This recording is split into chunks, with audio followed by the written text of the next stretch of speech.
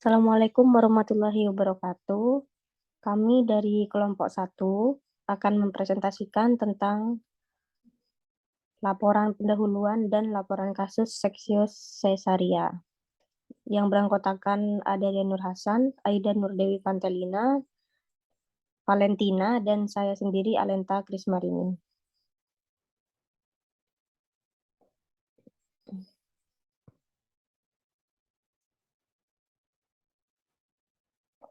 Yang pertama ada pengertian SC. Seksio Caesaria adalah suatu persalinan buatan di mana janin dilahirkan melalui suatu insisi pada dinding depan perut dan dinding rahim dengan syarat rahim dalam keadaan utuh serta berat janin di atas 500 gram. SC ialah tindakan untuk melahirkan janin dengan berat badan di atas 500 gram melalui sayatan pada dinding uterus yang utuh. SC adalah pembedahan untuk melahirkan janin dengan membuka dinding perut dan dinding rahim.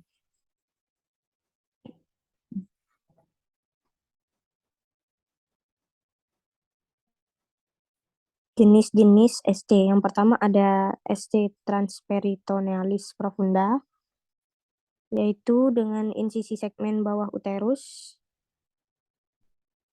insisi pada bawah rahim, bisa dengan teknik melintang atau memanjang. Yang kedua ada SC klasik, dibuat pada korpus uteri. Pembedahan ini yang agak mudah dilakukan, hanya diselenggarakan apabila ada halangan untuk SC transperitonealis profunda, insisinya memanjang pada segmen dan uterus. Ketiga, SC ekstraperitoneal. Dilakukan untuk mengurangi bahaya injeksi peroral akan, tetapi dengan kemajuan pengobatan terhadap injeksi pembedahan ini sekarang tidak banyak lagi dilakukan. Rongga perineumnya tak dibuka, dilakukan pada pasien infeksi uterin berat. Yang keempat, SC histerektomi. Dilakukan histerektomi dengan indikasi atonia uteri, plasenta akret, mioma uteri, infeksi intrauteri berat.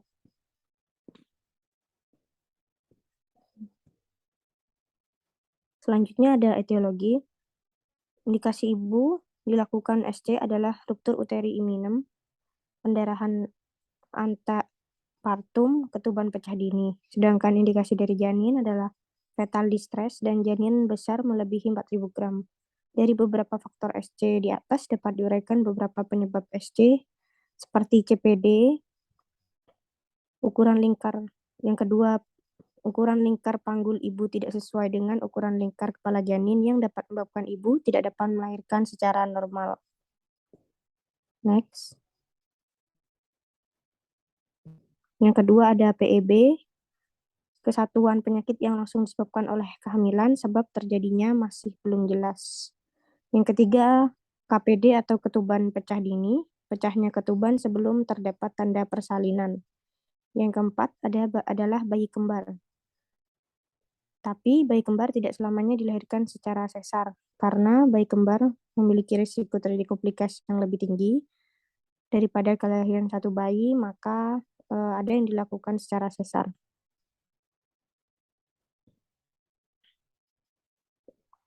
5 faktor hambatan jalan lahir itu adalah gangguan jalan lahir seperti pembukaan, tumor, kelainan bawaan jalan lahir, tali pusar pendek, dan ibu sulit bernafas.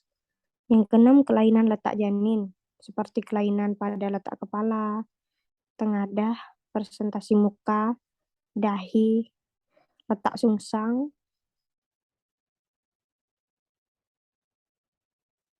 Selanjutnya adalah patofisiologi SC. SC merupakan tindakan untuk melahirkan bayi dengan berat di atas 500 gram dengan sayatan pada dinding uterus yang masih utuh.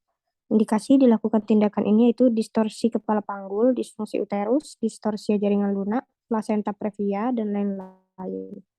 Sedangkan untuk janin adalah gawat janin, janin besar dan letak lintang setelah dilakukan SC, ibu akan mengalami adaptasi postpartum, baik dari aspek kognitif berupa kurang pengetahuan. Akibat kurang informasi, yaitu produk oksitosin yang tidak adekuat, akan mengakibatkan ASI yang keluar sedikit. Luka insisi menjadi post de-entris bagi kuman. Karenanya diberikan antibiotik dan perawatan luka dengan prinsip steril. Jadi adalah salah satu utama karena insisi yang mengakibatkan gangguan rasa nyaman.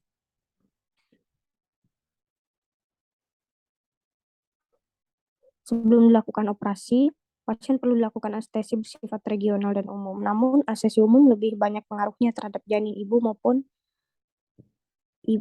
janin sehingga kadang-kadang bayi lahir dalam keadaan apnea yang tidak dapat diatasi dengan mudah. Akibatnya janin bisa mati, sedangkan pengaruhnya anestesi bagi ibu sendiri yaitu terhadap tonus uteri berupa atonia uteri sehingga darah banyak yang keluar. Untuk pengaruh terhadap nafas yaitu jalan nafas yang tidak efektif akibat sekret yang berlebihan. Anestesi ini mempengaruhi saluran pencernaan dengan menurunkan mobilitas usus. Seperti yang telah diketahui, setelah makan masuk ke lambung, akan terjadi proses penghancuran dengan bantuan peristaltik usus. Kemudian diserap untuk metabolisme, sehingga tubuh memperoleh energi. Akibat dari mortalitas yang menurun, maka peristaltik juga menurun. Makanan yang di lambung menumpuk karena refleks untuk batuk juga menurun. Maka pasien sangat berisiko terhadap aspirasi, sehingga perlu dipasang pipa endotrakeal. Selain itu, motilitas yang menurunkan juga berakibat pada perubahan pola emilasi, yaitu konstipasi.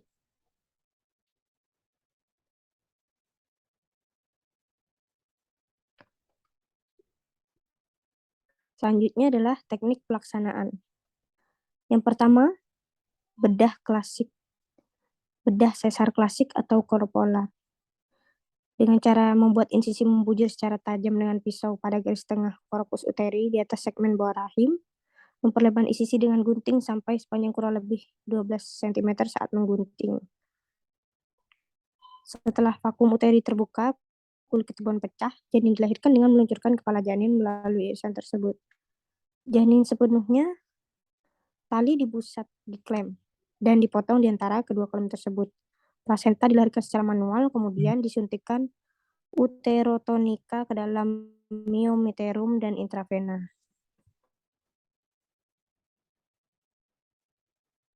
Luka insisi dinding uterus dijahit kembali dengan cara lapisan 1. Myometrium tepat di atas endometrium dijahit secara silang dengan menggunakan benang kromik catgut nomor 1 dan 2. Untuk lapisan kedua, lapisan myometrium di atasnya dijahit secara kasur horizontal dengan benang yang sama. Untuk lapisan ketiga, dilakukan reperitonealisasi dengan cara peritoneum dijahit secara jelujur menggunakan benang plain catgut nomor 1 dan 2. Eksplorasi kedua adnexa dan bersihkan rongga perut dari sisa-sisa darah air ketuban, lalu dinding abdomen dijahit lapis demi lapis. Yang kedua ada bedah sesar transperitoneal profunda. Plika vesicouterina di atas segmen bawah rahim dilepaskan secara melintang. Kemudian secara tumpul disisihkan ke arah bawah dan samping. Membuat insisi secara tajam dengan pisau segmen bawah rahim kurang lebih 1 cm di bawah irisan plika vesicouterina. Iris kemudian diperlebar dengan gunting sampai 12 cm. Setelah vakum uteri terbuka, kulit ketuban dipecah dan janin dilahirkan dengan cara menggigirkan kepala janin melalui irisan tersebut. Badan janin dilahirkan dengan cara mengaitkan kedua ketiaknya. Setelah janin dilahirkan seluruhnya, tali pusat diklem dan dipotong di antara kedua klem tersebut. Plasenta dilahirkan secara manual, kemudian segera disuntikkan uterotonika ke dalam myometerium dan intravena. Luka insisi dinding uterus dijahit kembali dengan cara myometerium tepat di atas endometrium dijahit secara silang dengan menggunakan benang kromik catgut 01 dan 2 untuk lapisan 1. Untuk lapisan 2, lapisan myometrium di atasnya dijahit secara kasur horizontal dengan benang yang sama. Untuk lapisan 3, peritoneum plika vesicouterina dijahit secara jelujur menggunakan benang plain catgut nomor 1 dan 2. Eksplorasi kedua adnexa dan membersihkan rongga perut dari sisa darah dan air ketuban. Dinding abdomen dijahit lapis demi lapis. Selanjutnya adalah pemeriksaan penunjang untuk SC. Yang pertama ada EEG untuk menetapkan jenis dan fokus dari kejang, pemindaian CT untuk mendeteksi perbedaan ketepatan jaringan, MRI untuk menghasilkan bayang dengan menggunakan lapangan magnetik dan gelombang radio, PET untuk mengevaluasi kejang yang membandel dan membantu menetapkan lokasi lesi, perubahan metabolik atau aliran darah ke dalam otak. Yang kelima ada uji laboratorium. Untuk komplikasi yang sering terjadi pada ibu SC, yang pertama, infeksi puerperial, yaitu kenaikan suhu selama beberapa hari di masa nifas. Ada 3 macam, ringan dengan suhu meningkat dalam beberapa hari, sedang suhu meningkat lebih dari disertai dengan dehidrasi dan perut sedikit kembung. Yang ketiga berat, peritonealis, sepsis, dan usus paralitik. Yang kedua adalah pendarahan. Pendarahan banyak bisa terjadi jika pada saat pembedahan cabang-cabang arteri uterin ikut terbuka atau karena atonia uterin. Komplikasi lainnya, luka kandung kecing, embolisme paru yang sangat jarang terjadi, kurang kuatnya paru pada dinding uterus, sehingga pada kehamilan berikutnya bisa terjadi ruptur uteri. Yang sering terjadi pada ibu bayi, seperti kematian perinatal.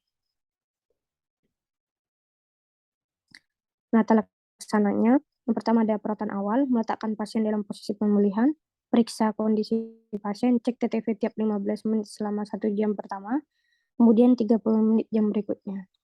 Yakinkan jalan nafas bersih dan cukup ventilasi, transfusi jika diperlukan. Jika tanda vital dan hematokrit turun walau diberi transfusi, segera kembali ke kamar bedah. Kemungkinan terjadi pendarahan pasca bedah. Selanjutnya diet, mobilisasi, fungsi gastrointestinal, perawatan fungsi kandung kemih, membalut perut luka. Jika terdapat tanda infeksi, berikan antibiotik, analgesik, dan obat untuk memperlancar kerja saluran pencernaan, dan obat-obatan lainnya.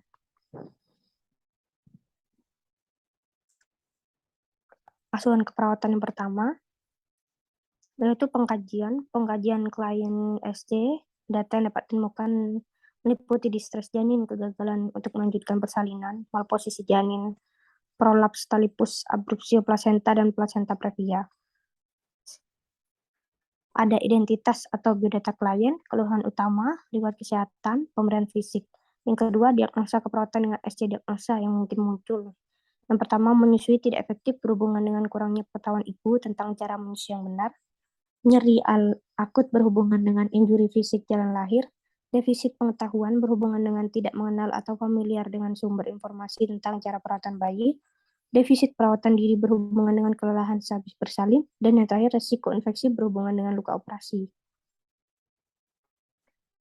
Baik, selanjutnya akan disampaikan oleh rekan saya, Aida Valentina. Baik, terima kasih. Selanjutnya, rencana keperawatan intervensi.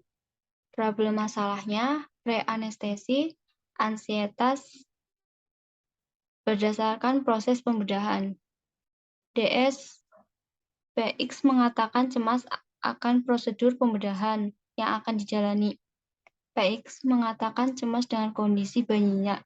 DO, PX nampak pucat, PX nampak gelisah, nadi PX meningkat, TTV-nya tekanan darahnya 150/80 mmHg, nadinya 100 kali per menit, respirasi rate-nya 22 kali per menit, suhunya 36,3 derajat Celcius. Tujuannya, setelah dilakukan tindakan keperawatan 1 kali 60 menit, diharapkan PX dapat lebih tenang, nyaman, dan tidak gelisah. Dengan kriteria hasil, yang pertama, pasien tidak mengatakan tanda vital batas normal. Tekanan darahnya 120 sampai 100 per 80/60 mmHg. Nadinya 60 sampai 100 kali per menit. Respirasi rate-nya 15/20 kali per menit.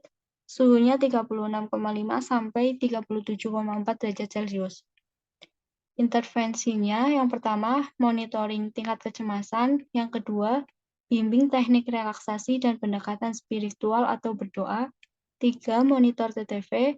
4. Berikan dukungan pada pasien. 5. Kolaborasi dengan cara pemberian obat anti cemas.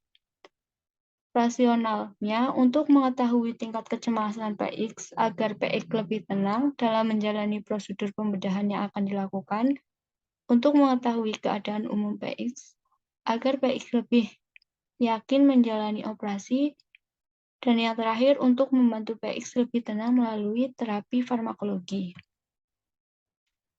Yang kedua, nyeri akut pre-anestesi berdasarkan pecah ketuban dini. DS PX mengatakan nyeri yang tidak tertahankan dengan skala nyeri.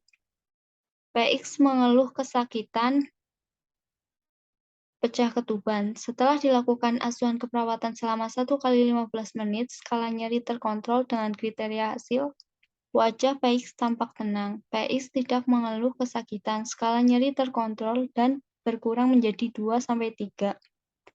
Observasi TTV memberikan posisi yang nyaman, anjuran teknik relaksasi nafas dalam, kolaborasi pemberian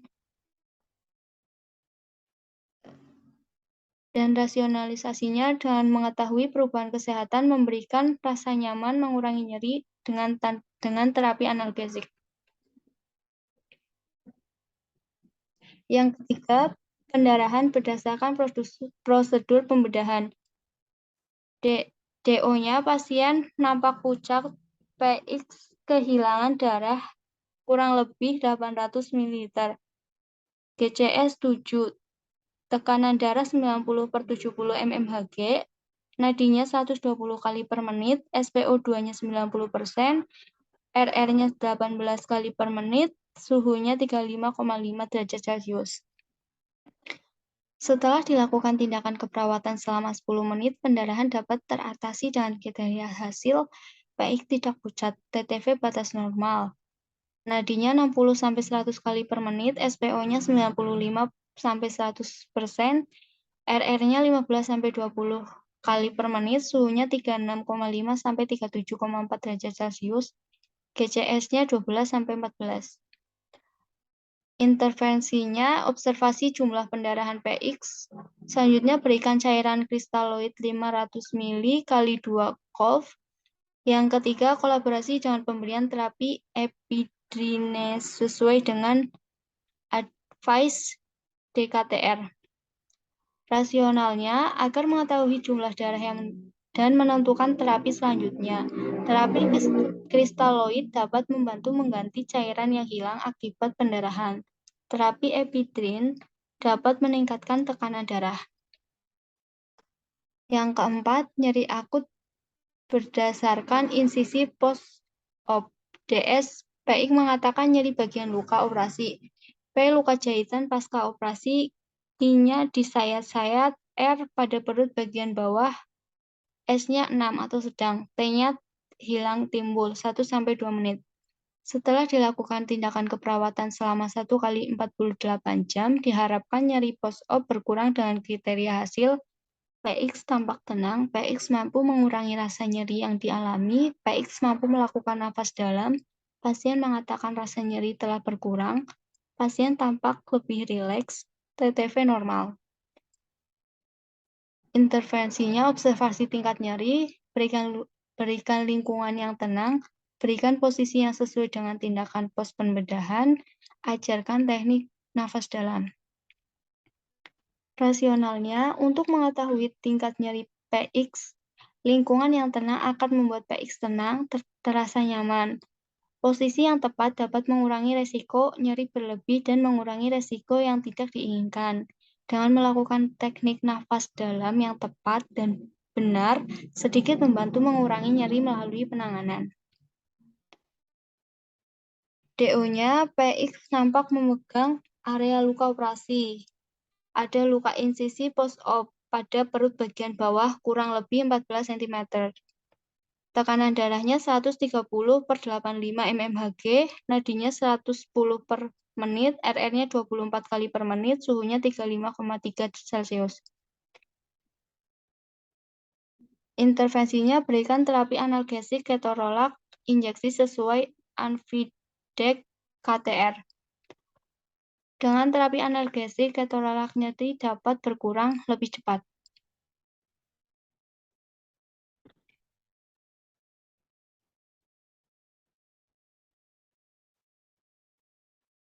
Yang kelima, hipotermia berdasarkan pengaruh efek anestesi spinal. DS, PX mengatakan ia kedinginan. DO, PX menggigil, PX pucat, suhunya 35,3 derajat Celcius. Setelah dilakukan tindakan keperawatan selama 30 menit, pasien tidak kedinginan dengan kriteria hasil. Yang pertama, pasien mengatakan tidak kedinginan. Yang kedua, pasien tidak menggigil. Ketiga, pasien tidak terlihat pucat. Dan yang terakhir, suhu normal 36,5 sampai 37,4 derajat Celcius. Intervensinya, pantau kondisi fisik PX, berikan selimut lebih sesuai keadaan, pemberian oksigen via kanul, menurunkan suhu ruang jika memungkinkan. Rasionalnya, untuk mengetahui keadaan umum PX, agar sirkulasi tubuh lancar, agar tubuh bisa menyesuaikan suhu lingkungan. Yang keenam, mual dan muntah berdasarkan pengaruh obat anestesi.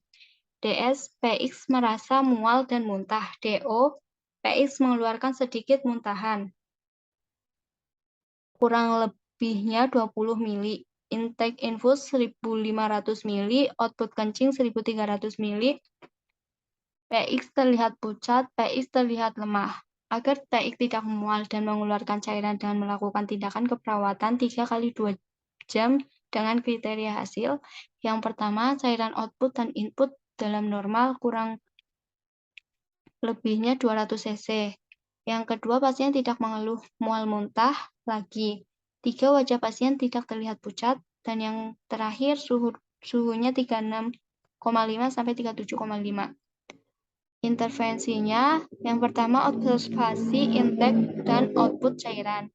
Yang kedua, terapi pemberian cairan infus kristaloid. Yang ketiga, berikan posisi yang nyaman, tidak mengundang keinginan muntah dan mual. Berkolaborasi dalam pemberian antiemetik, misalnya ondansetron. Untuk mengetahui apakah intake dan output cairan seimbang, kristaloid untuk memenuhi kebutuhan cairan PX, agar pasien nyaman dan mengurangi rasa mual muntah, antiemetik untuk mengatasi rasa mual dan muntah berlebih.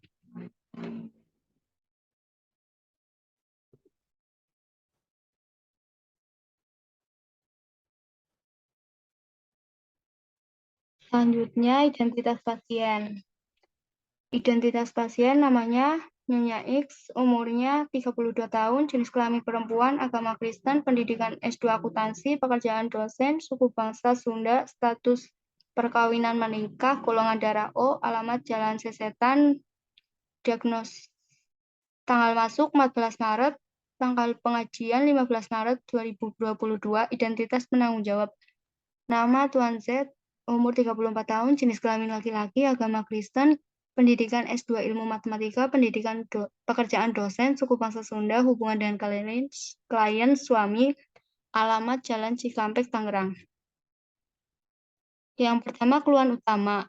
Keluar lendir bercampur darah dari kemaluan sejak 5 jam SMRS. Yang kedua, riwayat penyakit sekarang. Pasien Nyonya X dengan G3P2AO hamil 40 minggu. Sebelumnya direncanakan untuk persalinan normal esok harinya, tapi karena posisi bayi yang tidak normal setelah di USG, pasien diharuskan operasi SC. Selama kehamilan, Nyonya X rajin mengkonsumsi vitamin ibu hamil, memeriksa kehamilannya ke bidan dan dokter, dan dinyatakan tidak ada masalah pada kehamilannya. Yang ketiga, riwayat penyakit dahulu. Pasien mengalami penyakit hipertensi terkontrol. Yang keempat, riwayat penyakit keluarga. Tidak ada penyakit sistemik seperti diabetes, hipertensi, kardiovaskuler, TB, dan asma. Yang kelima, riwayat kesehatan. Adakah penyakit keturunan? Tidak. Sebelumnya pernah masuk rumah sakit? Tidak. Kebiasaan-kebiasaan merokok? Tidak ada. Riwayat alergi? Tidak ada.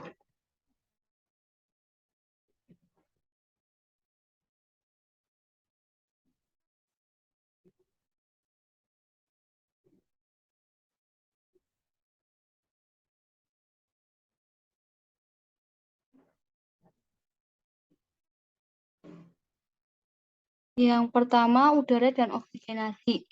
Gangguan pernafasan tidak ada, alat bantu pernafasan tidak dibutuhkan, sirkulasi udara cukup baik, letak tempat tinggal di perkotaan. Yang kedua, air. Sebelum hamil, sumber air yang digunakan air PDAM, konsumsi air 6-8 gelas per hari, kondisi air jernih, skala mandi 2 kali per hari. Saat hamil, minum frekuensinya 6-8 gelas per hari, jenisnya jernih, caranya mandiri, keluhannya tidak ada. Nutrisi makanan sebelum hamil, frekuensi 3 kali per hari, jenisnya nasi dan lauk pauk, porsinya 1 porsi habis, diet khusus, DASH, Makanan yang disukai semua jenis makanan, pantangan makanan yang banyak mengandung gula dan garam, daging, kafein, dan gorengan. Nafsu makan normal. Saat hamil, frekuensinya 3 kali per hari, jenisnya jenisnya nasi dan lauk pauk, diet khusus 1 DASH, makanan yang disukai semua jenis makanan, pantangan makanan yang banyak mengandung gula dan garam, daging, kafein, dan gorengan. Nafsu makannya normal. Untuk eliminasi BAB-nya sebelum lahir, frekuensinya 1 sampai 2 kali per hari, konsistensi padat lunak, warnanya kecoklatan, baunya berbau khas, caranya mandiri, keluhannya tidak ada, dan setelah hamil frekuensinya 1 sampai 2 kali per hari, konsistensinya padat lunak, warnanya kecoklatan, baunya berbau khas, caranya mandiri, keluhannya tidak ada.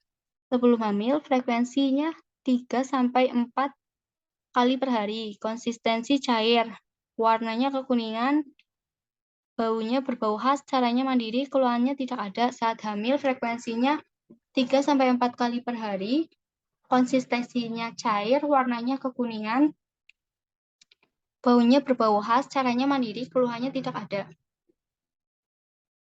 Pola aktivitas dan istirahat. Aktivitasnya kemampuan perawatan diri, makan dan minum, mandi, toileting, berpakaian, berpindah, istirahat dan tidur sebelum sakit. Apakah frekuensi waktu Anda beraktivitas lebih banyak daripada waktu Anda beristirahat? Tidak. Apakah Anda pernah mengalami insomnia? Tidak. Berapa jam Anda tidur? Malam 6 sampai 8 jam, siang 0 sampai 1 jam. Saat sakit, apakah Anda pernah mengalami insomnia? Iya. Berapa jam Anda tidur? Malam 4 sampai 5 jam, siang 30 menit. Interaksi sosialnya, kegiatan lingkungan baik, interaksi sosial baik, keterlibatan kegiatan sosial baik. Pemeliharaan kesehatan, kebersihan kamar mandi bersih, konsumsi vitamin, vitamin E dan zat besi, imunisasi MR, olahraga iya, upaya keharmonisan keluarga baik, stres dan adaptasi terkontrol. Kesejahteraan dan peningkatan fungsi manusia. Hubungan dengan lingkungan masyarakat, keluarga, kelompok teman baik, pemanfaatan pelayanan kesehatan, akses. Keadaan umum, kesadaran komposmentis, GCS verbal 5, psikomotor 6, mata 4, penampilan tampak sakit ringan, tanda-tanda vital, nadi 80 kali per menit, suhu 36,8 derajat Celcius, tekanan darah 150/80 mmHg, RR-nya 20 kali per menit, pemeriksaan kepala, inspeksi bentuk kepala, brachiocephalus atau bulat, kesimetrisan positif, hidrocephalus tidak ada luka, tidak ada darah, trepanasi tidak, palpasi nyeri saat ditekan tidak, pemeriksaan wajah, inspeksi, perhatikan ekspresi wajah, meringis, warna dan kondisi wajah normal, struktur wajah simetris, kelumpuhan otot-otot fasilia negatif. Pemeriksaan mata, inspeksi, yang A, kelengkapan dan kesimetrisan mata positif, exophthalmus negatif, endophthalmus negatif, kelopak mata atau palpebra, ada odem tidak, ptosis tidak, peradangan tidak, luka tidak, benjolan tidak, bulu mata tidak rontok, konjungtiva dan sklera, perubahan warna tidak ada, warna iris normal, reaksi pupil terhadap cahaya, miosis, isokor positif, kornea warna normal, nixtasmus negatif, strabismus negatif, pemeriksaan visus dengan Snellen card dan tanpa Snellen card, ketajaman penglihatan baik, pemeriksaan lapang pandang normal, palpasi, pemeriksaan tekanan bola mata dengan tonometri atau normal dengan palpasi teraba normal. Pemeriksaan telinga, inspeksi dan palpasi, amati bagian telinga luar, bentuk normal, ukuran normal, warna normal, lesi tidak ada, nyeri tekan tidak ada, peradangan tidak ada, penumpukan serum tidak ada. Dengan otoskop pemeriksaan membantipani, amati warna bening, transparasi normal, pendarahan tidak ada, performasi tidak ada. uji kemampuan kepekaan telinga, tes fisik normal dengan arologi normal, uji Weber seimbang, uji Rine hantaran tulang dan sama dibanding dengan hantaran udara, uji Swebas, sama pemeriksaan hidung, inspeksi dan palpasi, amati bentuk tulang hidung dan posisi speptunasi, tidak ada pemendekatan. Amati meatus, pendarahan tidak ada, kotoran tidak ada, pembengkakan tidak ada, pembesaran atau polip tidak ada. Pemeriksaan mulut dan faring, inspeksi dan palpasi. Amati bibir, warna bibir merah muda, lesi tidak ada, bibir pecah ada, amati gigi, gusi dan lidah, karies positif, kotoran tidak ada, gigi palsu tidak ada, gingivitis tidak ada, lidah warna lidah normal, pendarahan tidak ada, abses tidak ada. Orofaring atau rongga mulut, bau mulut tidak berbau menyengat. Uvula simetris, benda asing tidak ada, tonsil, adakah pembesaran tonsil? Tidak. Perhatikan suara klien tidak berubah. Pemeriksaan leher, inspeksi dan palpasi, amati dan rasakan. Bentuk leher simetris, peradangan negatif, jaringan paru negatif, perubahan warna negatif, masanya negatif. Kelenjar tiroid, pembesaran tidak ada. Vena jugularis, pembesaran tidak ada, tekanannya normal. Pembesaran kelenjar limfe tidak ada, kelenjar tiroid tidak ada, posisi trakea simetris. Selanjutnya, pemeriksaan payudara dan ketiak. Inspeksi, ukuran payudara membesar. Bentuk simetris, pembengkakan tidak ada. Kulit payudara warnanya normal, lesi tidak ada. Areola, perubahan warna positif. Puting cairan keluar negatif, ulkus negatif, pembengkakan negatif. Palpasi, nyeri tekan negatif, dan kekenyalan keras. Benjolan massa tidak ada. Selanjutnya, pemeriksaan torak. Yang pertama, pemeriksaan torak dan paru. Inspeksi, bentuk torak normal, CIS, susunan ruang tulang belakang, lordosis, bentuk dada simetris, keadaan kulit normal. Retraksi otot bantu pernafasan, retraksi interkosta positif, retraksi suprasternal negatif, sternomastoid negatif, pernafasan kuping hidung negatif. Pola nafas, apnu, amati, cyanosis negatif, batuk negatif. Palpasi, pemeriksaan taktil atau vokal frame-itus, getaran antara kanan dan kiri teraba sama. Perkusi, area paru sonor. Auskultasi, suara nafas. Area vesikuler bersih, area bronhial bersih, area bronkevaskuler bersih. Suara ucapan terdengar, bronkoskopi negatif, egoponi negatif, rektorilogi negatif. Suara tambahan terdengar leles negatif, bronhi negatif, wheezing negatif, pleural vision group negatif. Pemeriksaan jantung, inspeksi, ictus cordis negatif, palpasi, palpasi pada dinding torak teraba kuat, perkusi, batas-batas jantung normal. Batas atas N-nya ICS 2, batas bawah N ICS 5, batas kiri N ICS 5, mid clavicula sinistra, batas kanan N ICS 4, mid senalis dextra atau aukultasi. BC1 terdengar tunggal, ganda, keras, reguler, irreguler. BC2 terdengar tunggal, keras, reguler.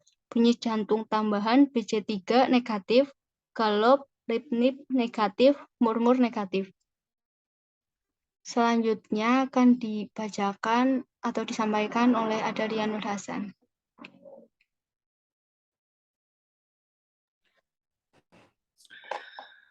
Selanjutnya adalah pemeriksaan jantung. Selanjutnya adalah pemeriksaan abdomen. Pertama adalah inspeksi, bentuk abdomennya cembung, tidak ada massa atau benjolan, bentuknya simetris, tidak ada bayangan pembuluh darah vena. Kemudian abdomen diauskultasi, frekuensi peristaltik ususnya 15-35 kali per menit, tidak ada terdengar suara bor-bor gimi. Kemudian abdomen dipalpasi, pada hepar tidak ada nyeri tekan, tidak ada pembesaran. heparnya tidak teraba, permukaannya tidak teraba. Tepi hepar juga tidak teraba. Kemudian lien dipalpasi, tidak ada tanda-tanda pembesaran lien, apendik dipalpasi. Untuk titik McBurney-nya tidak adanya